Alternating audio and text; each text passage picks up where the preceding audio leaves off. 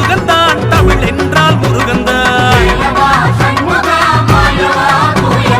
பரமசிவனுக்கு பாடம் சொன்னானப்பா, பாம்பாட்டி சித்தருக்கு காட்சி தந்தானப்பா, அருணகிரிக்கு ஞானம் கொடுத்தானப்பா, அம்மை பாட்டியின் தமிழை கேட்டானப்பா,